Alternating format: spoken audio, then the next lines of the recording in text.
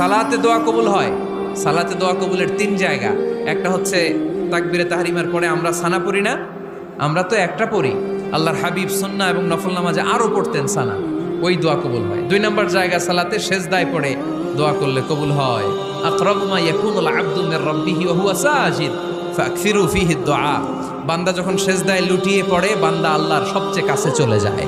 তা কিন্তু বিশ্বনবী বলে, সেজদাটা তোমার রবের কুদরতি পায়ের উপরে পড়েছে।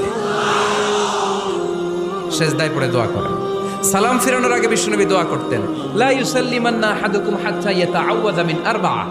আল্লাহর হাবিব বললেন, চার জিনিস থেকে পানাহ না আছে আমার কোন উম্মত যেন সালাম না ফিরায়। তারা যেন পড়ে, আল্লাহুম্মা ইন্নী আউযু বিকা মিন আযাবিল কবর, আউযু বিকা মিন আযাবি জাহান্নাম, আউযু বিকা মিন ফিতনাতিল মাহইয়া ওয়াল মামাত, আউযু বিকা মিন ফিতনাতিল মাসিহিদ দাজ্জাল। আল্লাহ কবরের আযাব থেকে বাঁচাও, আল্লাহ জাহান্নামের আগুন থেকে বাঁচাও, আল্লাহ জীবন